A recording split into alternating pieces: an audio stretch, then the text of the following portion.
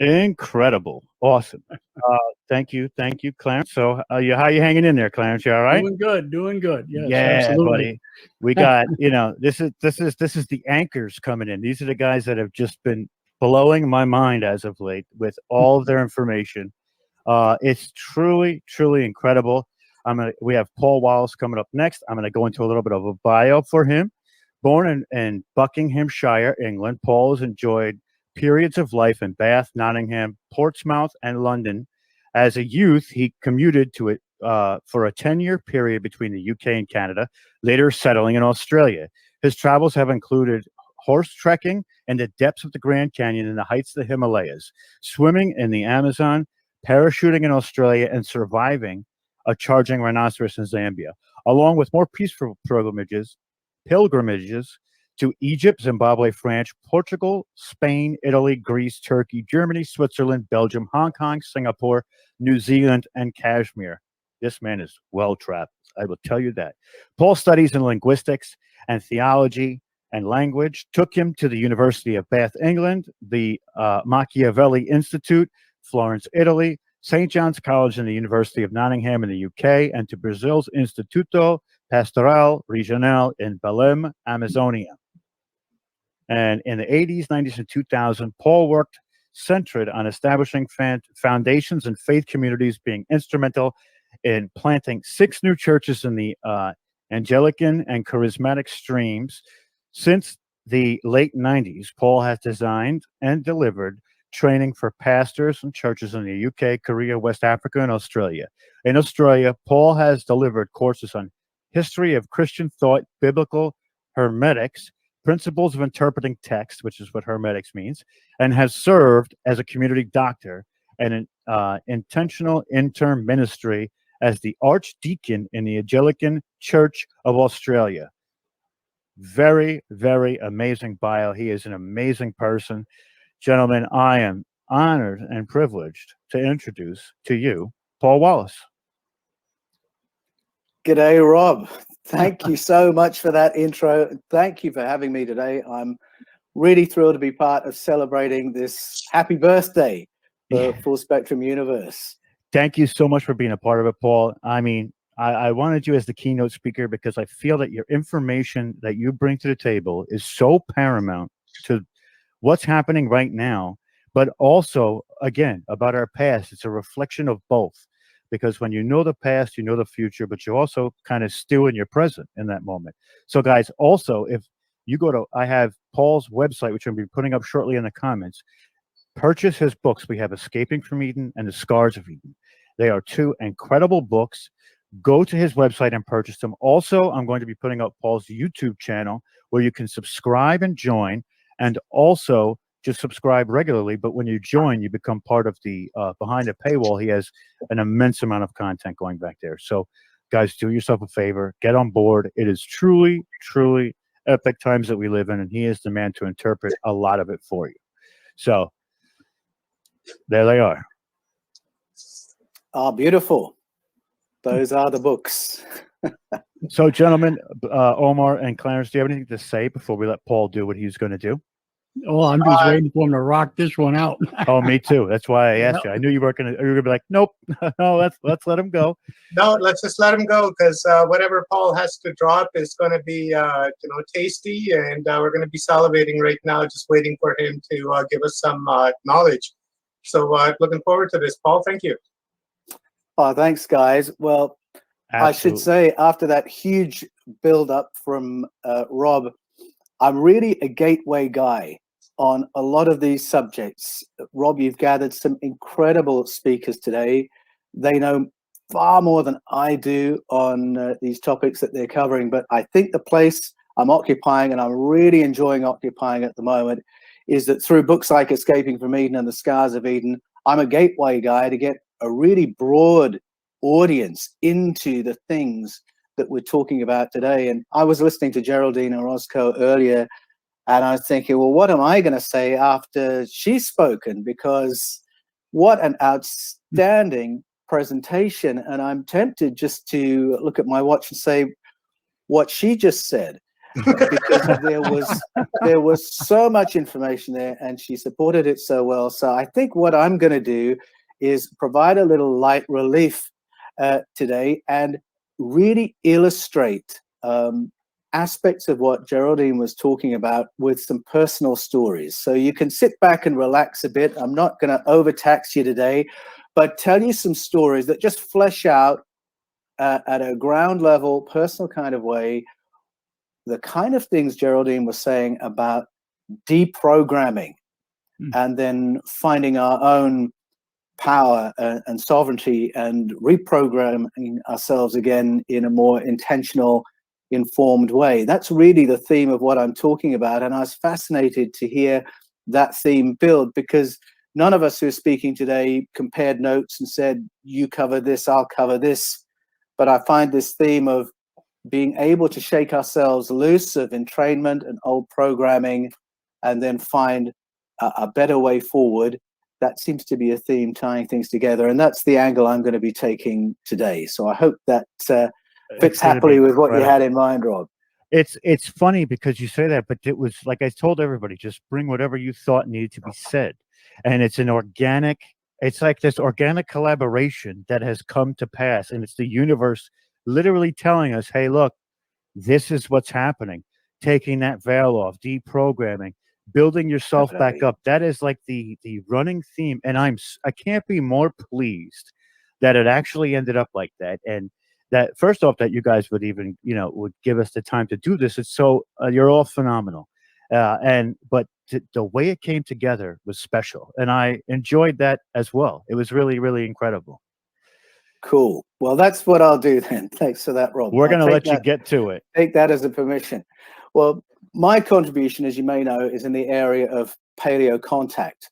My book, Escaping from Eden, asks, does Genesis teach that the human race was created by God or engineered by ETs? We've heard a bit of that already today. My book, The Scars of Eden, asks, has humanity confused ideas of God with memories of ET contact? And the journey of research which led me to write those books has really been a process of unlearning and learning new stuff. Unlearning because, as Rob mentioned, I was for 33 years in the world of Christian ministry with a very particular paradigm that comes with that. And then my research journey has blown open some of those doors and taken me onto territory that for many is surprising. It surprises people to hear that someone who's a senior churchman is going to be putting ideas like this out. But to share the journey, I'm going to start today by talking about my grandparents. I'm going to get on to Plato, but I'm going to begin with my grandparents. Now, at the very same time that I was beginning my journey of research into paleo contact, a good friend of mine started supplying me with a steady flow of traditional organic whole foods, pickled foods, fermented foods, home-brewed beers and wines, which he made fabulously, nettle teas, and gradually my pantry was filling up with these wonderful foods. And then one day my wife Ruth said, Paul, what's that funny smell in the pantry? And so I went to the pantry and I had a sniff and I thought, oh my goodness, I know this smell. That is exactly how my grandma's pantry used to smell. decades and decades ago. Now, my gran was born 110 years ago in Buckinghamshire in the UK, in a home with no plumbing, with a packed earth floor, with no running water, no electricity.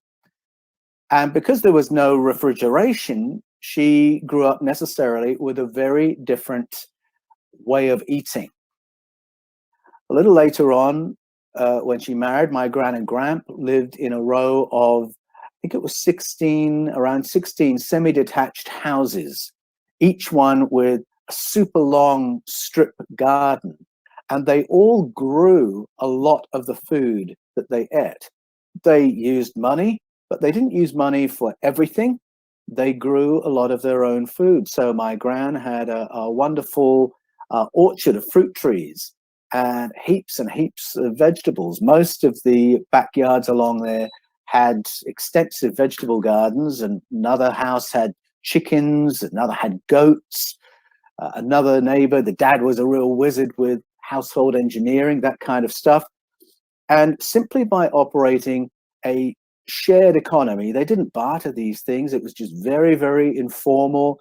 That one mum would say to a kid playing with her kids, would you like to take these apples home with you, see if your mum can use them? They just had a way of sharing their resources. And by living in that way, living a shared economy, they were able to survive and thrive through the very, very challenging years of the Depression, nearly 100 years ago. And it was that pattern of eating and living I was reminded of as I stood outside my pantry saying, I know this smell. By the time I came on the scene and was sort of a conscious participant in the culture, that generation who lived in those 16 households had accrued a lot of wisdom about how to live on this planet. And they were a generation that if you were a child, if you injured yourself, that generation would find you a dock leaf or some honey or some butter or a cobweb. If you had a chemical imbalance, bloating, indigestion, a headache, that generation would say, can I get you a nettle tea? Would you like some dandelion and burdock? Can I give you a copper bracelet? Perhaps you should have a salt bath, or let me make you a vinegar wrap or a vinegar poultice. But I was of a generation, that's my notes, which by the 1970s had been trained to say, oh, no, thanks, Gran. I've got a pill for that. Nettle tea, oh, no, thanks, Gran. I've got a pill for that. Copper bracelets, no, it's all right, Gran. I'll pop some pills, take some anti-inflammatories. Where did that response come from? Where did that skepticism and disrespect come from? Why had pill popping become the default? Well, the answer is that at the same time that those 16 households were navigating the Depression, Frederick Banting was isolating insulin. Alexander Fleming had just isolated penicillin. And so there'd been these massive leaps forward in managing diseases with pharmaceuticals. Post-war, governments were spending hundreds of millions of dollars of public money into developing that whole area, seeing the incredible progress that had been made. So hundreds of millions going into the pharmaceutical industry, and the pharmaceutical industry in turn was siphoning tens of millions into universities and medical schools to really embed in our culture the doctrine of a pill for every ill and a patent for every pill. And so that had been going on for half a century before I came on the scene. All that process of education, information, propaganda had been going on for 50 years by the time I was saying, oh, no thanks, Gran, I'll have a pill for that. by the time I was saying that in the 1970s, every doctor that I'd ever seen, every hospital I'd ever attended, every pharmacy I'd ever patronized, every magazine I'd read, every radio show I'd ever listened to, every TV documentary I'd watched had sent me the same message. No thanks, Gran. I have a pill for that. And that was really a full spectrum dominance of our thinking. It was done through our school education. It was done through advertising. It was all pervasive. And so naturally, it just becomes part of how you think, what you think reality is. It's not that I had a range of views that have been put to me or a range of responses to different conditions, and I chose the pill, I chose the pharmaceutical one. It was done unthinkingly. And what Geraldine was saying about breaking out of a state of hypnosis is very relevant, because when you're surrounded by a full spectrum of signals, that's what's happening. You're being kind of lulled to sleep. So that it was really a gut reaction, because governments and corporations had spent hundreds of millions of dollars for over half a century ensuring that I, as a young boy, would have exactly that gut reaction. Now, I'm not saying that because I'm anti-medicine, far from it.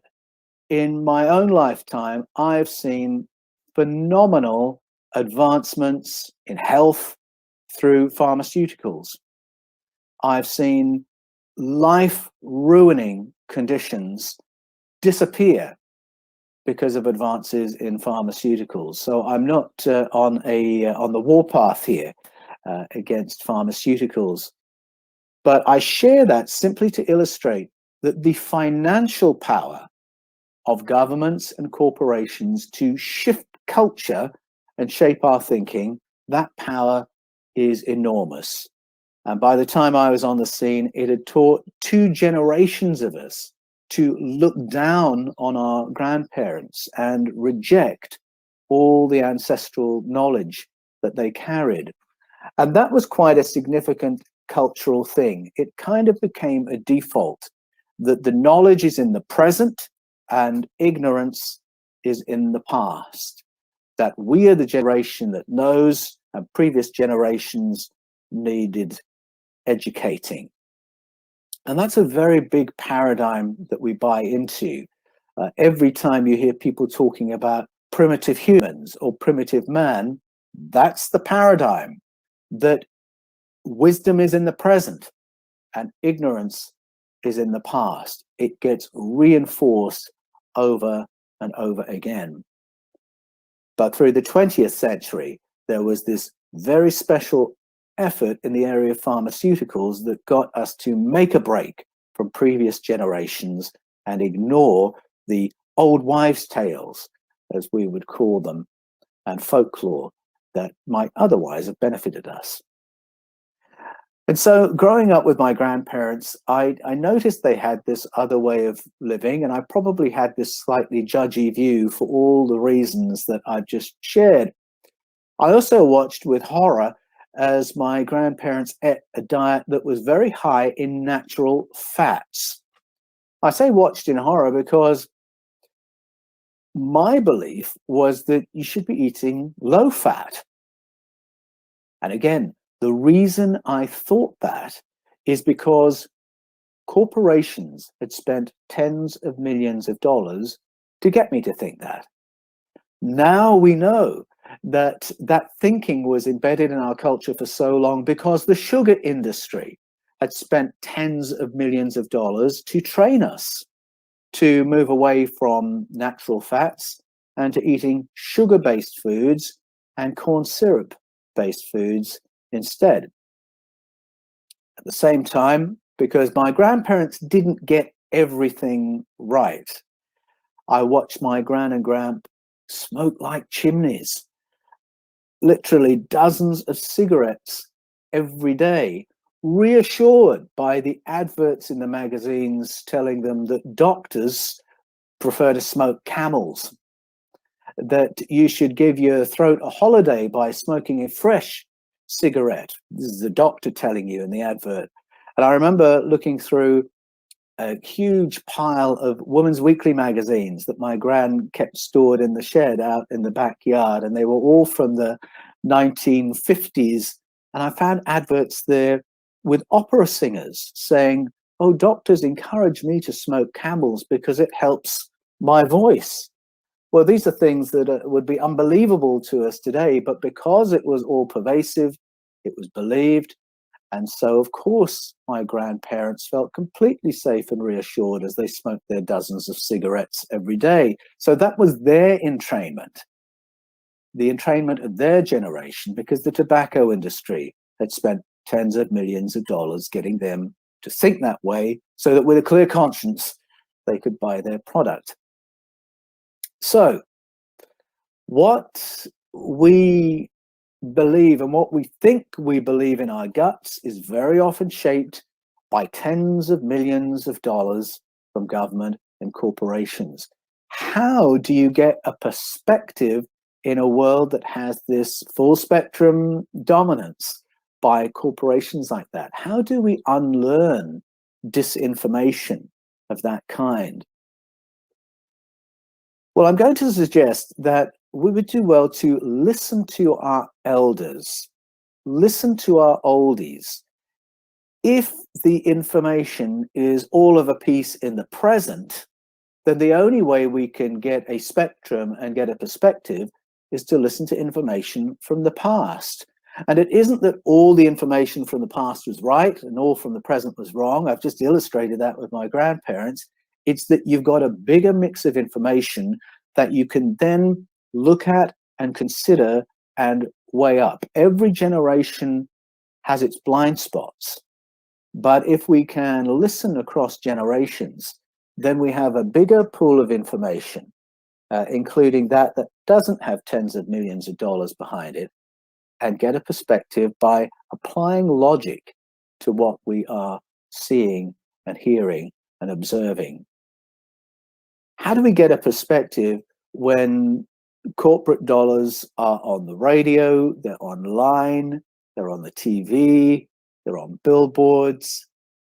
Well, another way is to listen to the small media, to media without massive corporate dollars. Listen to what they're saying. And again, it's not that every independent podcaster will have everything right. It's just about getting more information on the table so that you can begin to compare and make a call and apply logic to what you're seeing.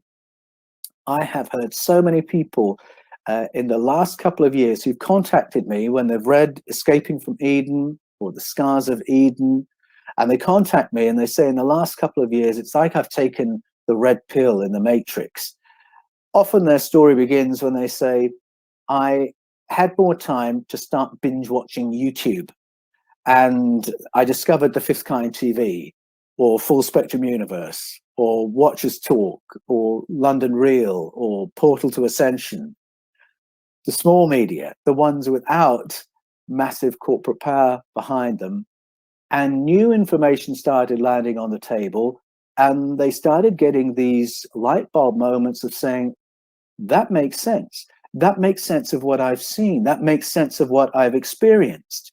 And having that bigger spectrum of information, I think, is the first step forward in unlearning from present entrainment and relearning some of the information our ancestors have carried and that other parts of our culture have carried. And it's as I listen to the old oldies, to folklore, to ancestral story from cultures all around the world, that I have learned about paleo contact. It's as I've listened to ancestral story that I've learned about humanity's extraterrestrial roots. It's as I've listened to ancestral story that I've learned new things about our place in the cosmos and shamanic and mystical practices that help us to unlock and activate our human potential. So this has been a very rich vein for me. From time to time, people wanting to be critical of my writing will say, oh, nothing new in what Paul says. And I say amen to that. There is nothing new. What I am sharing is thousands and thousands of years old. And I'm wanting to be a gateway guide to get this information out to the present audience, to a much wider readership and a wider audience. Tapping ancestral wisdom lights my fire, and I find it very, very important if we are to learn fresh things about ourselves, things I never read in a school textbook or watched on the TV news.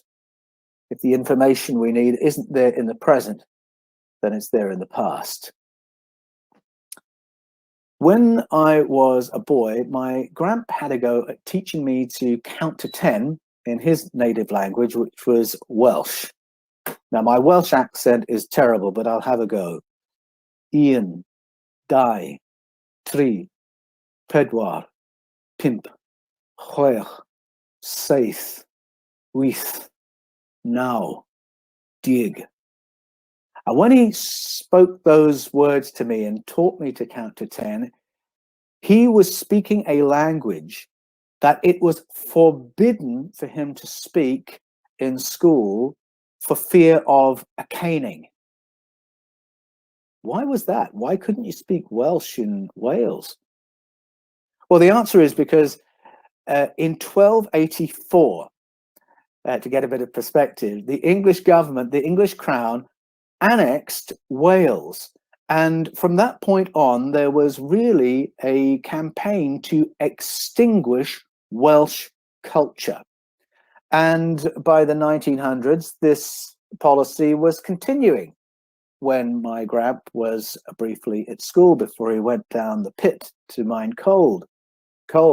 Any child found speaking Welsh at school, when my grandp was at school, would be made to wear a wooden sign around their neck saying Welsh not. And the only way you could get rid of that wooden sign was to snitch or dob in another child who was speaking Welsh, and then they'd be made to wear the Welsh not. And the child who was wearing the Welsh not at the end of the day when the school bell rang would be thrashed. And that was the policy of the education department, because they wanted to extinguish the Welsh language, because without Welsh language, how can there be Welsh culture? Without Welsh language, how can you read Welsh texts? And this was a policy that had been in place for the best part of 1,000 years. Now, that might sound ridiculous and extreme, but it's part of a bigger pattern. Empires always seek to extinguish the culture of the peoples they conquer. And that's the story of England and Wales. So the Welsh were forbidden from speaking Welsh at school. It's part of the same pattern when you consider that African slaves in America were forbidden from speaking their African languages or even using their African names. They had to forget who they were. It's why Aboriginal Australian children in the 20th century were taken by force from their families and held in child detention centers for reprogramming by the church. This happened right up into the 1970s. And it was because the attempt was being made to extinguish Aboriginal culture. If these kids didn't know they were Aboriginal, how could they carry Aboriginal story? Just yesterday at the supermarket, I was talking to a guy who had discovered in his 20s that he was part Aboriginal, because Stolen Generation had been part of his family's story too. It's why the indigenous priests of Central and South America were executed and their books burned when the Catholic forces of Spain and Portugal went into that continent to take it for Portugal, Spain, and the church. The attempt is always made by conquering imperial forces to delete and replace the old knowledge. And the old knowledge contains information about how to live on this planet, how to thrive as human beings, information about our origins as a species, our place in the cosmos, and modalities for unlocking our human potential. And that's why in the Scars of Eden, I go back to the indigenous peoples who've been conquered and their cultures suppressed. And I sit at the feet of the elders of those cultures because I want to learn what was suppressed. I want to learn what was forgotten. And so if I go to Wales, I will hear in their forbidden language the story of Tylwyth Teg. And Tylwyth Teg speaks of the hybridization programs that Veronica was telling us about earlier. Hybridization programs that are being engineered by a non-human presence that has occupied planet Earth for thousands of years. They have underwater bases to which they abduct human beings, male and female, for the purpose of extracting genetic information, hybridizing with them, creating pregnancies that will create a hybrid species, and then often returning the human abductees a few years later, often healthier than when they went away, but they've been used for hybridization.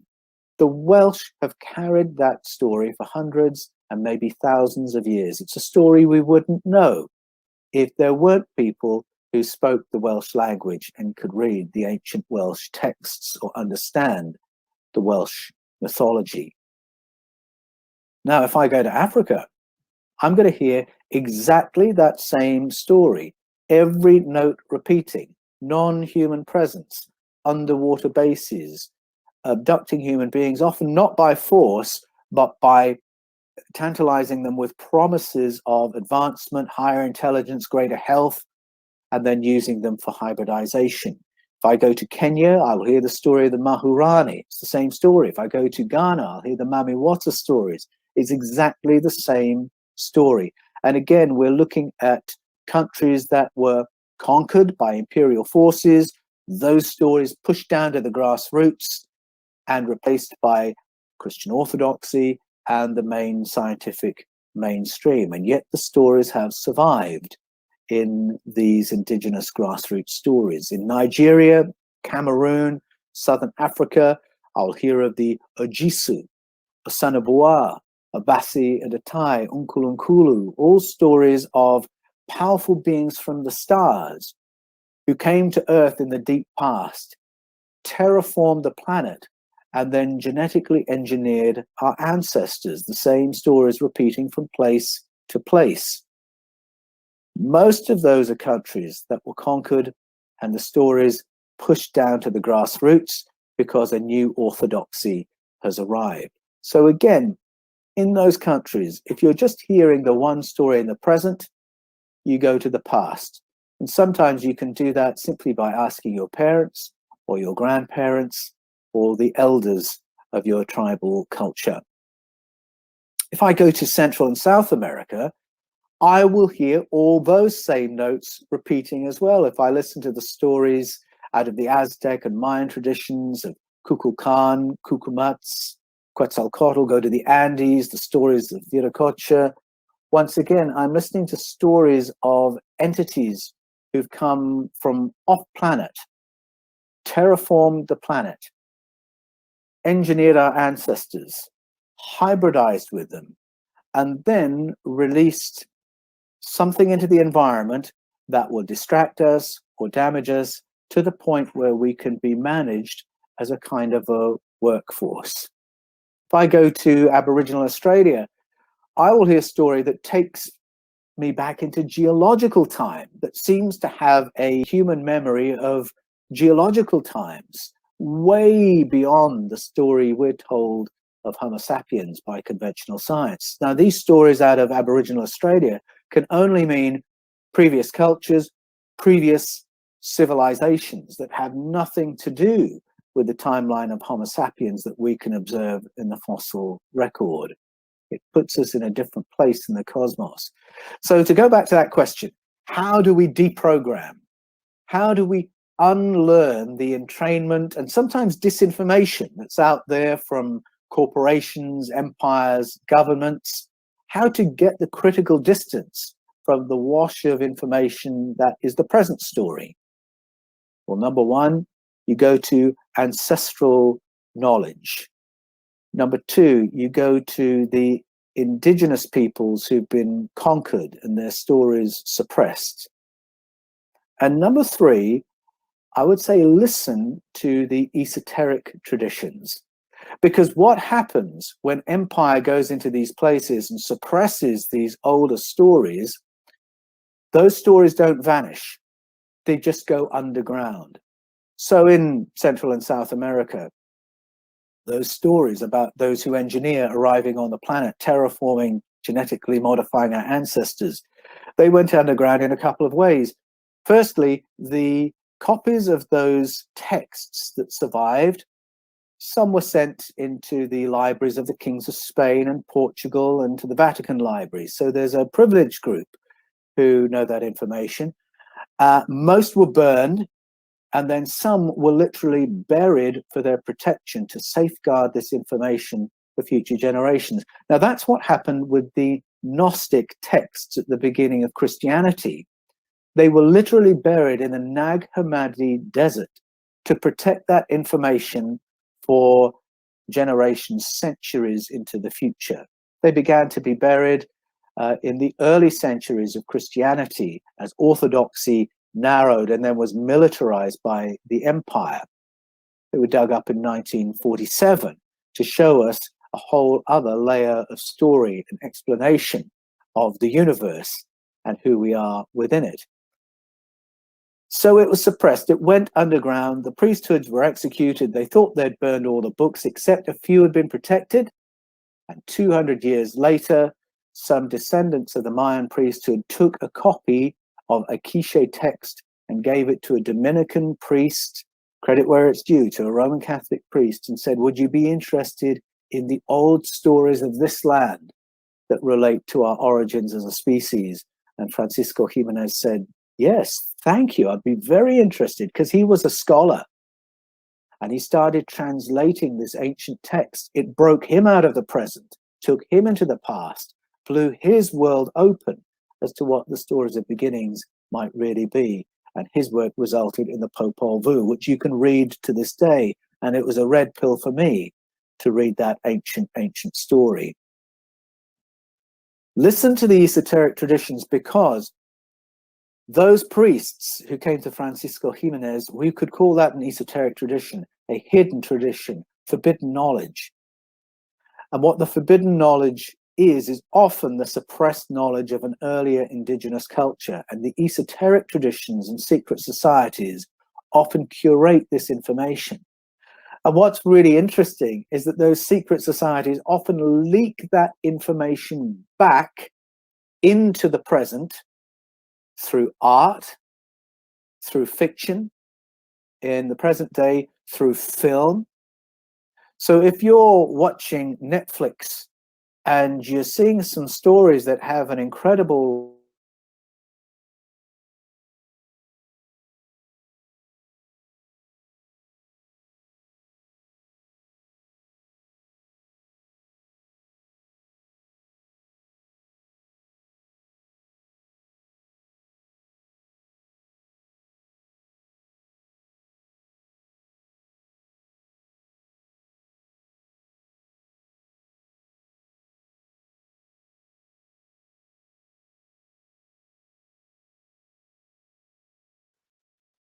I'm not quite sure if I'm frozen or he's frozen. I'm not really sure what happened there. But Clarence, are you out there?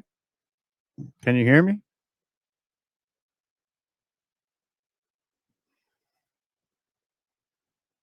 Man, we're still live. I'm not too sure what happened there, but I'm sure Paul will get back with us when he comes back and finish what he was talking about. I mean, absolutely incredible stuff by Paul Wallis, as always. He is super, taking on big pharma with, what they say is the ancient wives' tales and things like that. Truly epic. And, what he's telling us is that he's essentially unlearning what the mainstream is telling him. And there he is. He's come back. He's come back. I've There you go. reappeared. I'm in Australia. We have these funny glitches with our internet. Where had I got to? What was I saying? You were, I think you were talking. I lost where you were because I had to pick up where we were conversating. But I think you were. I know we were talking about big pharma before, but now we were talking about the Catholic priest who took the stories of the ancient peoples. And Okay. All right. You've reminded me. And then I got on from there to say that esoteric traditions carry the forbidden knowledge. That's what these secret priesthoods were. And then they feed the information back often through art, fiction. And that's why we can be watching movies on Netflix and suddenly we're being told the truth. I was watching a Marvel movie with my 10-year-old son the other day and realized, oh my goodness, this is actually ancestral knowledge that's being conveyed in this movie. So I think that's where I got to. yeah, that's exactly what we're talking about. I think it All might have right. been Black Widow that you were watching too, which was phenomenal, by the way. If you haven't Yes, seen it. yeah, we enjoyed that, but I think it was Endgame, actually. Oh, that's a good one too. That's a good one too. Yeah, I'll it let you is. get All back right. to your presentation. No worries. Because I'm now going to go on to Plato, because he held all these modalities together. He was somebody who broke out of the mainstream of his present day and offered knowledge to the world that is so mind shifting, is so eye opening that 2,500 years later, it is still the red pill for many who read him.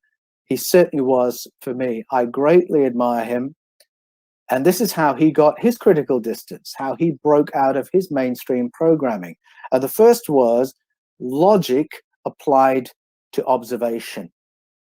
So Veronica was talking about how we go into kind of a state of hypnosis through this full spectrum dominance, this narrative that's coming to us from 360 degrees.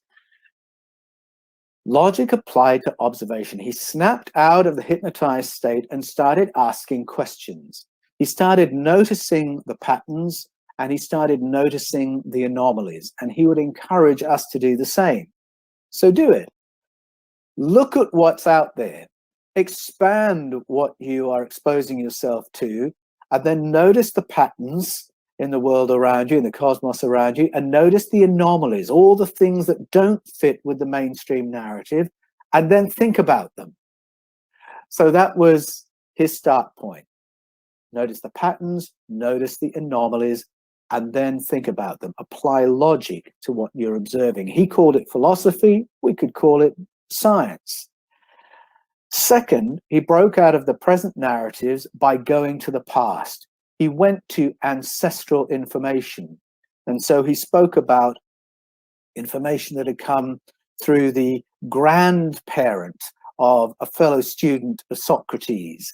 And then he talked about going to the stories of conquered peoples. He went to the ancient Egyptian priesthoods, the survivors of that who had spoken with Solon, this ancient Greek legislator, this grandfather of the story of Socrates. So you can see how it's going back into the distant past and into the story of an indigenous people who've been conquered.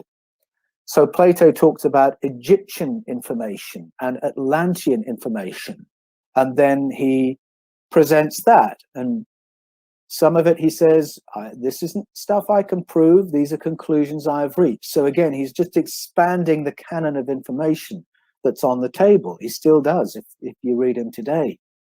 And thirdly, he broke out of the narratives of this dimension by going to an esoteric tradition. Now, the tradition he went to was called the Eleusinian Mysteries, and it was a cult that existed in ancient Athens. They didn't share their information publicly. They didn't hand out leaflets and tracts. You had to go and you really had to buy into what they were about, and you had to stay with them for a while. And if you wanted to go really deep, you would have to change your diet according to what they taught. And then they would offer you a herbal tea.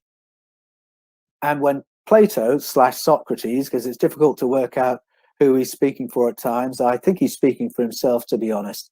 When Plato was offered that herbal tea, He didn't say, no, thanks, Gran, I have a pill for that. He said, yes, I will do it, because it was part of a ceremony that altered his state of consciousness.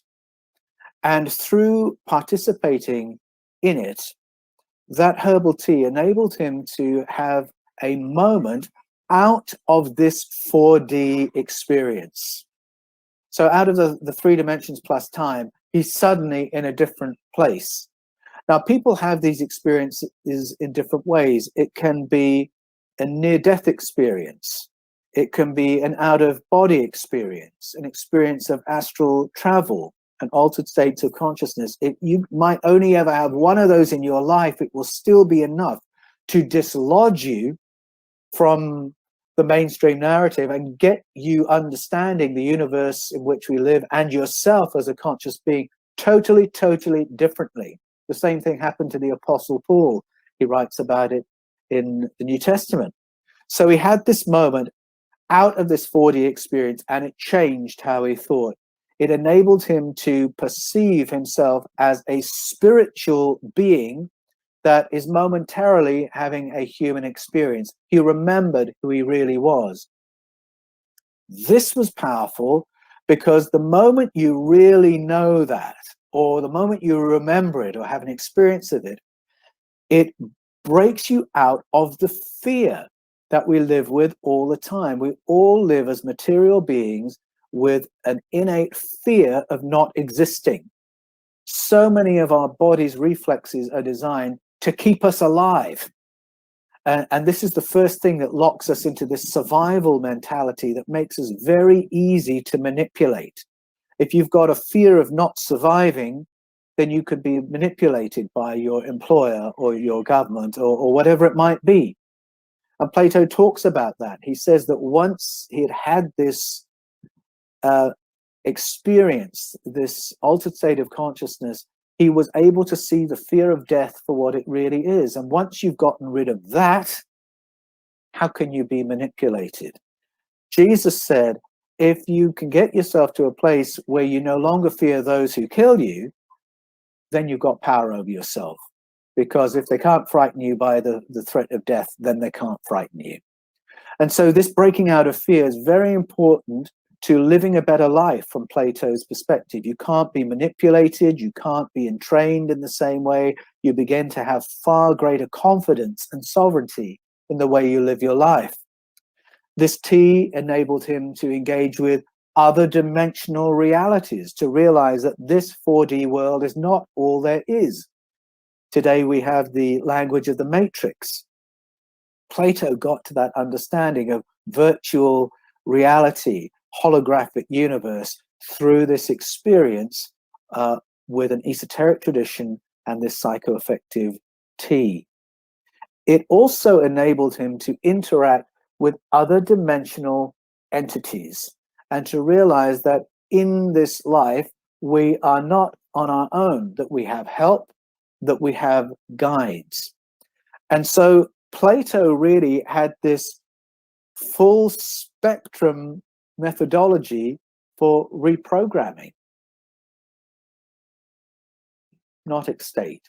Apply logic to what you're observing. Break out of the present, go to the past, listen to your elders, listen to your ancestors. Break out of the locality and go to other indigenous peoples and sit at the feet of the elders of those cultures.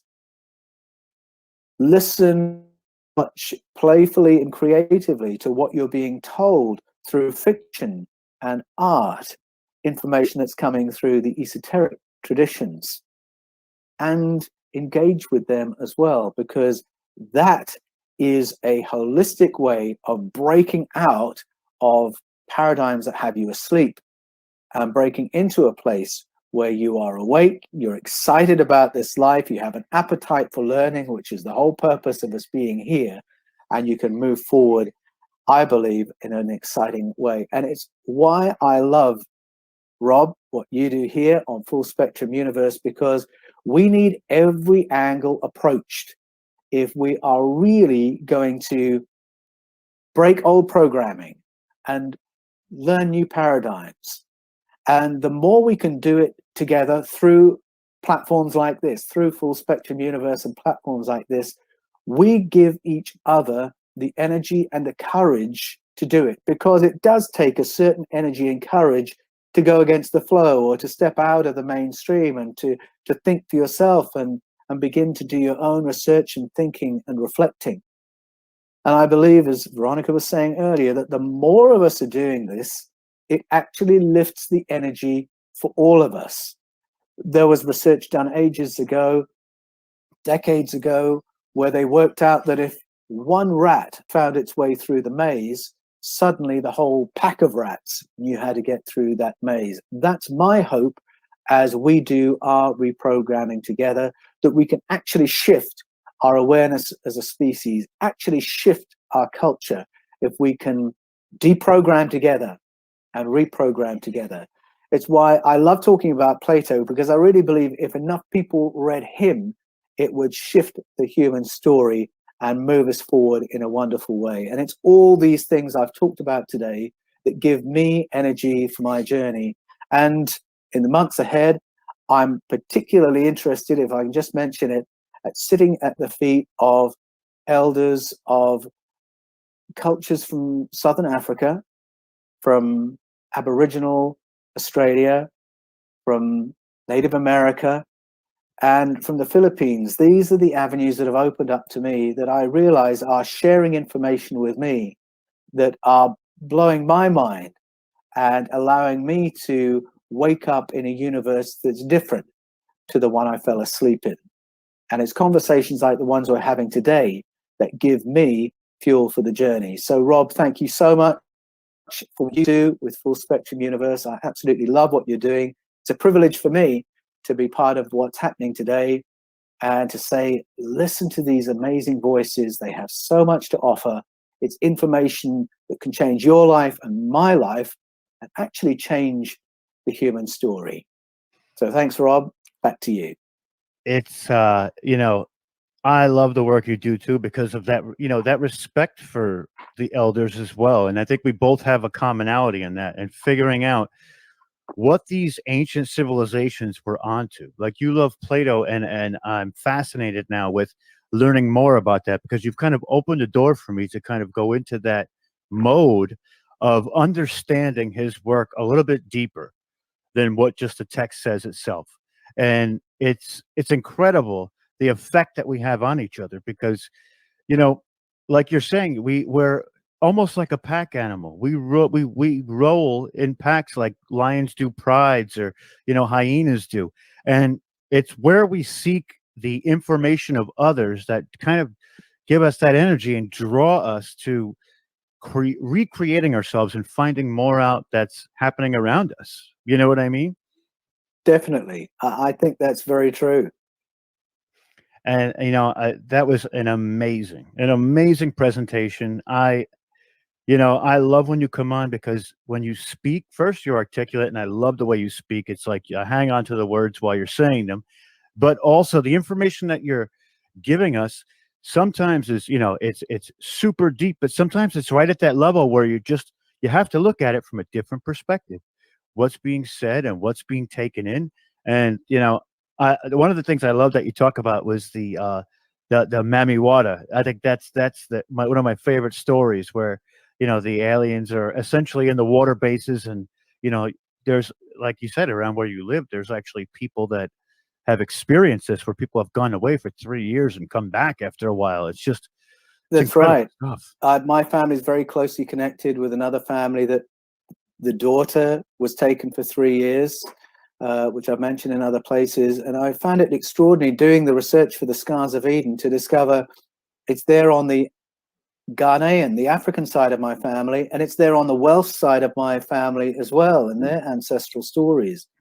And it becomes far more powerful when you realize that these ancient stories are not just stories of the past, they are stories about the present, to inform us as to what's going on and how to live in the present. It's incredible too, because the more that I go into these ancient civilizations and read these stories, they're so similar on so many different levels. It's like they almost, some of them are a bit different, but most of them have seen the same things. You just have to look at it from that perspective. Yes. Well, I love how you put that, Rob, because seeing the same things is really key.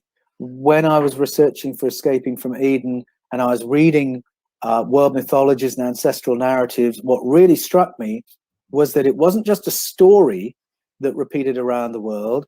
The names were different, the metaphors were different, and the clues were there that what was repeating was a visual memory, not a text, not an oral tradition, but these different ancestors had seen the same thing and then found the language and the metaphors to describe what they had seen.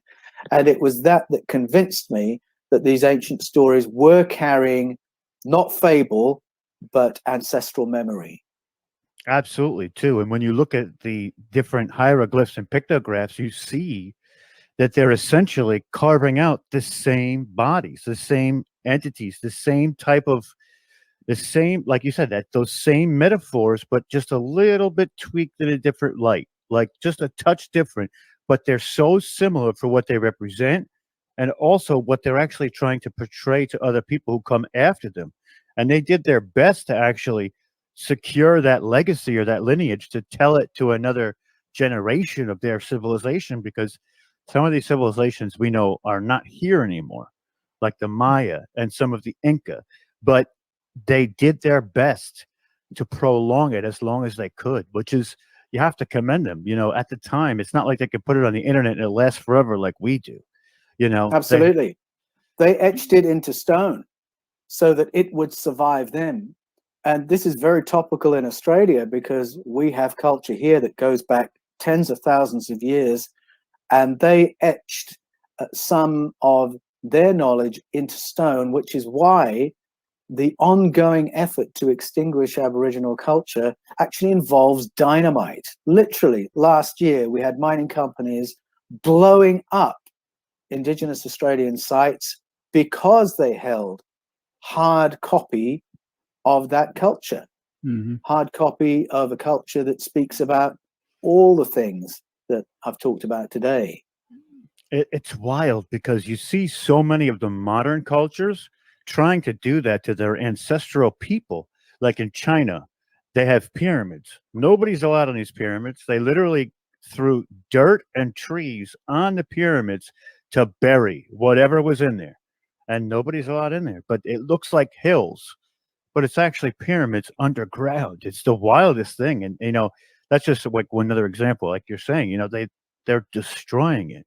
And I think that there is also an agenda for that too. And I think what they're trying to do is, again, a man who doesn't know where he comes from is a man lost.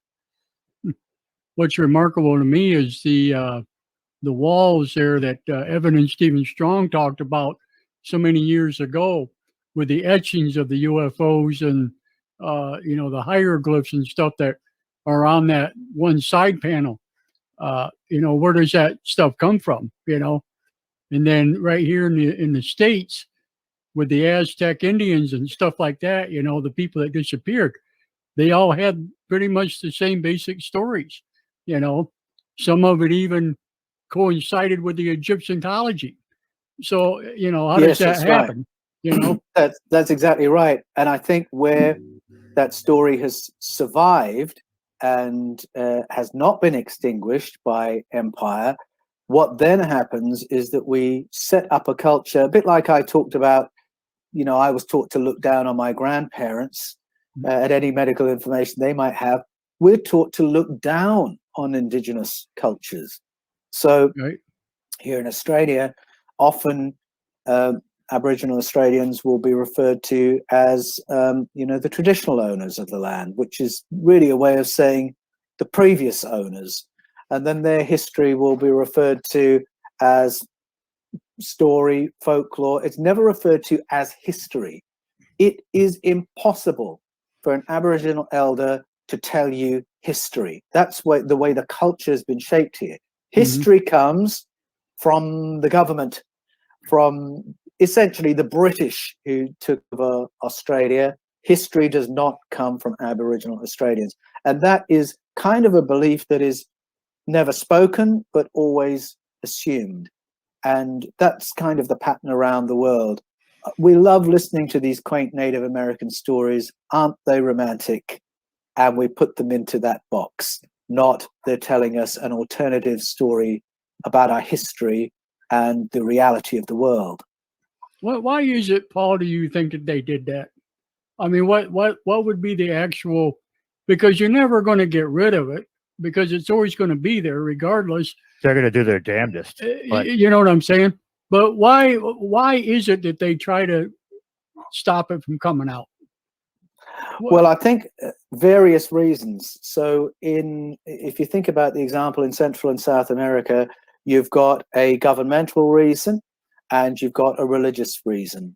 So if you conquer somebody else's country, you have to become the department of the Ministry of Truth, to use that Orwellian phrase. So there can't be any other authorities. There can't be any other news agencies. If you've taken that country by force, you need to be able to say there was no massacre in that square. You can't have a local news agency saying there was a massacre, we've got film footage of it.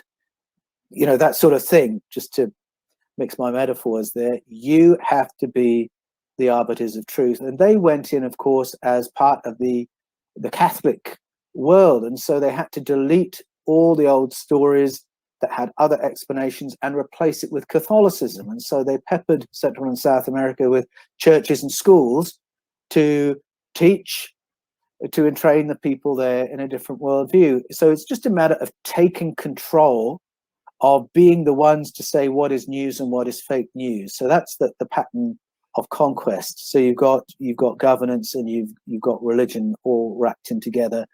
And really, I mean, Australia would be the same story.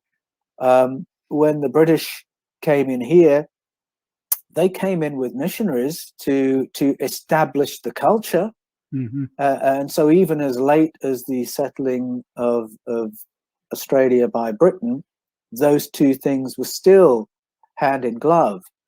And then you've got some texts, if I think about the Hebrew scriptures themselves, that were reworked because they wanted their more developed thinking to be pasted over the old primitive stories of our primitive ancestors. And so monotheism gets pasted over the extraterrestrial stories there. And so there's always an exercise in thought control, whether you're doing it as religious leaders or as state authorities. And for those reasons, the ET aspect gets obliterated. When we get to the loss of the Gnostic texts, that's another example where you've got a form of Christianity that was perhaps a little bit untidier, that was really a kaleidoscope of theologies and views that included some very empowering ideas about who we are, how we can break off archonic control. And well, that was kind of extracurricular. What the empire was interested in was those documents that could shape a feudal Christianity, with the emperor up here, the bishops and senatorial purple, and the people down here. And the texts that were more personally empowering, that spoke about a personal connection with other entities and with the source, we don't need those. And so there can be a paring down to what's useful. And I think we've seen a little bit of that as well. Yeah, that's where the Dead Sea Scrolls and stuff come into play. It is, that's right. Yeah, it's remarkable. It's wild too, you know. Well, and like you you know, said, we're the arbiters of truth, and we're going to maintain those stories for as long as we live. And while we're done, it is our obligation to pass those on in some way, shape, form, or fashion, whether it's by word of mouth, written text. We are obligated by our elders, and I mean the elders of these tribes, even though we may not be a part of that tribe, to make sure that these stories remain within the functionality of being able to grasp them for what they are and what they say and what they believed, even if you don't wholeheartedly believe behind it, because it's so important to give that to the future. It's essential. Yes, yeah. absolutely. Well, I think what's ironic is we still have UFOs visiting Earth, and abductions are still happening, and so on and so forth.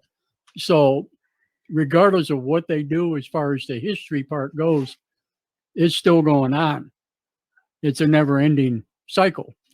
Right. Exactly. Exactly. And if we listen to our ancestors, we'll know what it's about. Well, also, if we lose that history, when it comes to the future of those UFOs, people will be more confused than ever. You understand? Like, that's where ancient aliens play such a huge part in understanding what is happening now. Because if there was no text back then or anything that if they just showed up out of the blue right now, we would be confused. We would have no inkling of what might be happening, or we couldn't do what we're doing now to even think about why they're coming. It would just be like, what is that? Why are we doing that? So it is imperative that we do that for the people who did it for us. I But think yet, we are. we're in a space travel. We're going to Mars. We're sending, we got Voyager out past the second solar system. You know what I'm saying? So how does that play? I mean, you know, Well, maybe we'll be Yes. like that for somebody else down the line too. Well, Yeah. I think it's interesting you mentioned that, Clarence, because I think one of the reasons that there's a little bit more going on in terms of soft disclosure, which is kind of insurance against real disclosure, I think that's accelerated precisely because we're doing a little bit more out there, and it's potentially much harder to keep a lid on things. Mhm. It's not that our governments want to disclose everything. It's they just realize things might become more obvious. Yesterday was history, and even yesterday is being suppressed today. So how do we manage that for tomorrow when today is going to be suppressed tomorrow? But I think we're in a much better position, a much greater position than our ancestors were, especially with the internet and through streams Yes. like these and events and such, because now we have the opportunity to bring those stories back to life and to understand them. And it's a lot harder for the government or any organization that's out there to suppress us today as they did the Aboriginal cultures of yesterday. Like Paul was talking about residential schools and such, and the last one closed in Canada. It was right behind my house in 1995. And about 2 or 3 weeks ago, they found the bodies of 215 children 700. and Yeah. and they just recently discovered there's a forensic team there, and they've got the entire area, closed off, and so they can do their Yes. anthropological stuff, and that is, the assimilation that took place. But don't forget that that assimilation is still happening today. Like you guys were talking about, everything is a folklore, and it's mythology, and it's just stories being told that have no meat to them. If it comes from the East, then they're folklores, and if it's Christianity, then it's the true, real history. And we're being exposed to that even today, right? We can turn on the TV, we can take our kids to the classroom, or we can go to school. We get continuously exposed to that. So the real question is that how do we battle that type of attack on our consciousness and on our history? How do we prevent that from happening? Because censorship is more so than ever today than it was a year ago, or 2 years ago, or 5 years ago, or 7 years ago. When I started Watchers Talk, I could pretty much talk about whatever I wanted. Today, I have to be careful. Like Rob was saying just earlier, hey, no C word. Let's just avoid that altogether. And Yes. there's that suppression that's happening. They Right? got it scared. It Yeah, seems so how like. do we Yeah. manage that for tomorrow? I think you're right, Omar, and I've been very interested watching Netflix recently. This is brain candy for my wife and me when we need to escape from our renovation or or from our work. We watch Netflix, and I am just amazed by how much of what we've spoken about is out there in story form. And I think, again, I've seen a real acceleration of the presence of ancestral knowledge in Netflix TV series, where the script writers have put it out there in story form, knowing that many people will watch that and know in their guts they're being told the truth, even though it's branded as story. It's a method that is ages old, but it seems to have been grabbed with a vengeance in recent times. I talked about the Avengers movies. I am open-mouthed at how much ancestral information is in the Marvel movies. Yeah. And so I think there are people out there who've understood exactly what you're saying, Omar, and are saying we have to find ways of going under the radar, keeping this information out there, and trust that the information has a power all its own to be recognized and run with. And anyone my age, for me, it was Star Trek that did that. I now know that many of the writers of the first series of the original series of Star Trek got their stories from ancestral narratives and from altered states of consciousness where they were channeling information. There was one particular writer I was reading about the other day. Was it Gene Coon, if I remembered that name right? I think it was.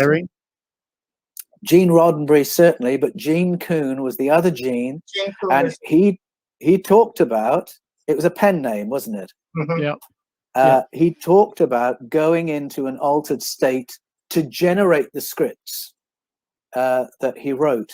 So there was a very deliberate effort made with that series to get truth out there in story that would last. And 60 years on, those stories have lasted. It's a very obvious example to reach for, but there is a story like that all over the place, and people are engaging it really wholeheartedly right now because of this feeling of we need to keep this information out there.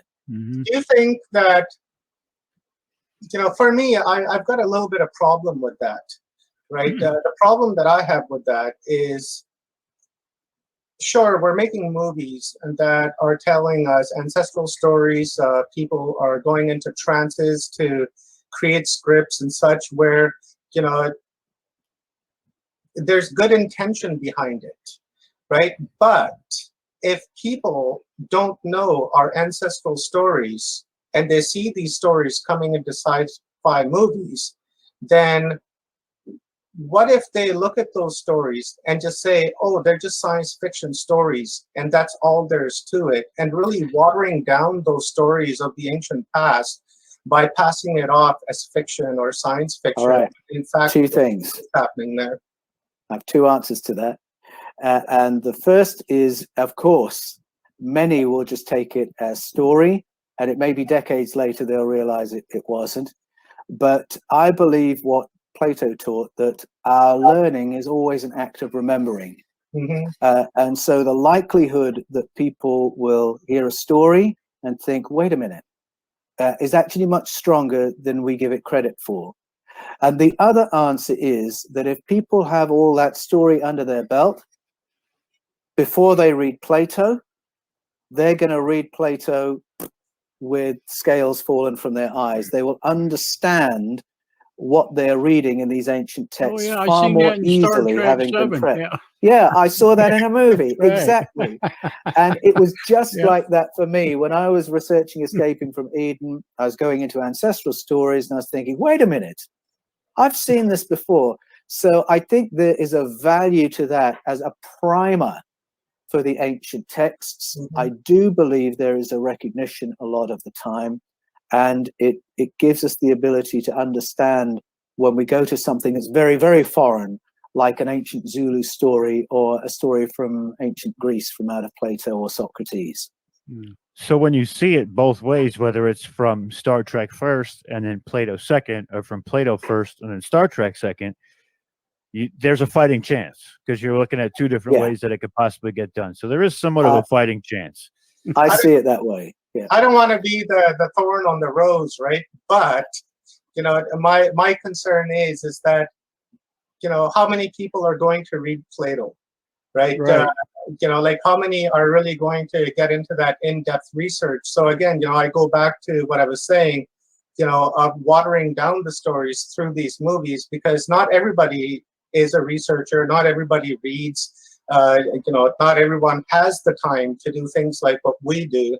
So for them, they've been assimilated into this reality where they're just moving forward, where they can only see to hear, and that's it. Because the hassles of life, the stress of life, raising kids, grandkids, paying for a house, renovations, things like that, right? Really, nobody has the time. So when they watch a movie like, say, The Matrix, where us here on the panel and people that are watching obviously understand that the movie Matrix is actually a documentary, right? But when you go to the mainstream, right, like my neighbor, for instance, or the guy across the street that's not into this kind of stuff and sees the movie Matrix, is just going to look at it as just a cool movie with really cool scenes and graphics, and they're not really going to click, right? And that's kind of where I'm coming from, right? Like how. Right.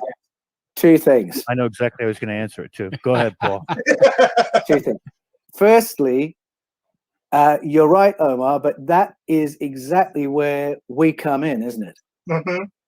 That's we right. come in as the gateway people for these sources. Right. That's why it's really important that we gather and encourage each other, because we are talking to people who would never read Plato, for instance, or who would never read Credo Mutua. But if we're talking about it, then we are the gateway. We're part of that funnel. So for me, what you're saying is actually a motivator. But the other thing, it's so funny you mentioned The Matrix, because if there was ever a movie that cut through all the programming and grabbed people who would never think about these things, it was The Matrix. Yeah. And I think The Matrix actually shows the incredible power of information embedded in fiction. I think it has had the most incredible reach. But whether you're writing a movie like The Matrix, or you're running Watchers Talk, or Full Spectrum Universe, we are doing the same thing. We are seeking to bring more and more people into sources that they would otherwise miss. Mm-hmm. That's right. We're going to drop that jewel, and then they're going to go back and relook at all of it, and then they're going to do it to somebody else. It's a domino It has effect. to be a ripple effect. Each one teach one. Yeah, it has to be a ripple effect, because our community is just so small, right? Like when we really look at it on a much larger scale of the global population, 8 billion people, and then there's a few million of us spread out across the world. That's just like really, seeds across the world that are trying to pass this information forward. So each and every single one of us needs to become that seed of consciousness. Like people that are watching, need to be that seed of consciousness. So when they listen to you, Paul, they go and have dinner with their family, and they can sit there and say, hey, I heard this guy Paul Wallis today, and he was talking about this, this, this, and this. Or I listened to Geraldine, and she was talking about a hybrid program. And then those people from that table go and speak to their friends and kind of what have you. And I think that's the only way to really get this message out there, because really we are a very, very small community when we look at it on a bigger population scale, right? Like 8 billion to... We're working on it. Yeah, but you know what, Omar? 50 million of us. Look at the people that do listen to us, though. Yeah. I mean, back before I got all messed up here, I had thousands and thousands of people worldwide, globally, listening to our shows. I think it's bigger than So- we think, and it's bigger than all It of is. us. It really I think is. so. Yeah. It's bigger than all of us, for sure. I'm just looking at it from the perspective of like man to man, right? 8 billion Right. people, and how many of us are there in this community? So because there's only, let's say if there's 100 million of us in this community against 8 billion people, that's really just a drop in the bucket. But those 800 million people have the power and the capacity to, tenfold that and to make it into and 2 billion. And as I was saying earlier, Omar, I'm amazed by the number of people who, when they contact me, say that this territory is completely new for them. That is literally just in the last 18 months that they have woken up to the things we're talking about. And the more I hear that, and from really unlikely people, people who've had 7, 8 decades of entrainment in these tiny paradigms that we've been told to live in. When I hear from people like that who say, just in the last 18 months, I think, all right, something's happening. Yeah, Well, I there's- think there's a Not only that too, if there's 365 days in a year, you try and reach somebody every day. Let's say you're successful 200 times. Then they do the same thing, and you try and instill in them that same function. Exponentially, it grows. Mhm. And it's like, just like we saw, it spreads like wildfire. And that's really, we really have to take that role and try and push for that, because ultimately we know what we're talking about if we feel is the truth. Now, some may reject it, which is fine. You're not going to get everybody.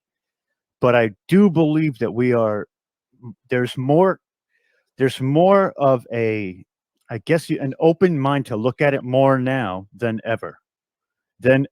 So we need to find different ways to go into these non-believing communities and try and pique their interest enough so that they go and do their own thing. Exactly.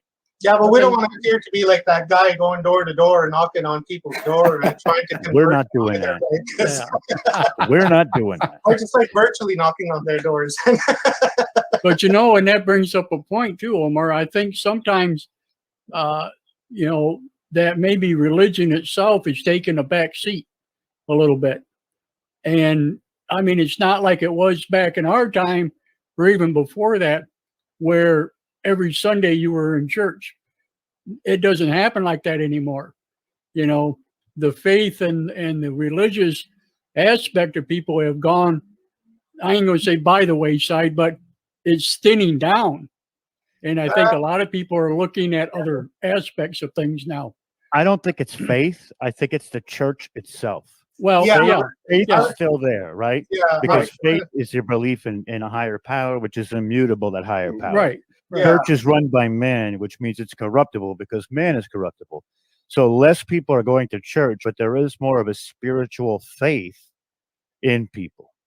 Right. Yeah, I was going to say, I don't think the religious activity is really going down. It seems like more people are turning to religion and spirituality. It just seems that here in North America, Catholicism seems to have taken the back seat because of all the crimes that they've committed in the past, especially here in North America.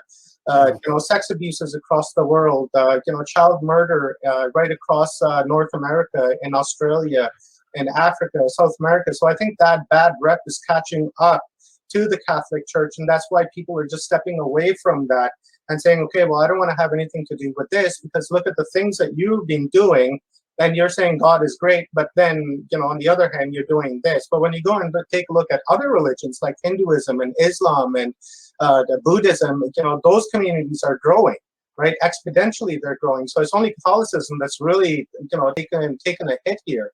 I think it's due to the abuses that they've committed and the crimes that they've committed over the last few centuries that's caught up to them. But I don't know, Paul. There's another layer. There's another layer to it as well, because you're right in what you're saying, Omar. But there's a bigger move away from institutional expressions of faith. Right. That is not just to do with a rejection of those that have been caught in abuse, murder, all that. You'd be old enough to remember when people started talking about postmodernity, and certainly religious authorities started talking in a very panicked way about postmodernity, because part of postmodernity is a culture that is not convinced by the mainstream stories, that is questioning of authorities. And I think that cultural shift is connected with this great exodus from institutional expressions of Christianity in particular, that goes far beyond Catholicism. And I remember when I was reading books about postmodernism and the threat to Christianity back in the 1990s, having a kind of dual feeling about it, because I could see, well, yes, that could be worrying if we're trying to build our institutions. But on the other hand, shouldn't they be questioning authorities?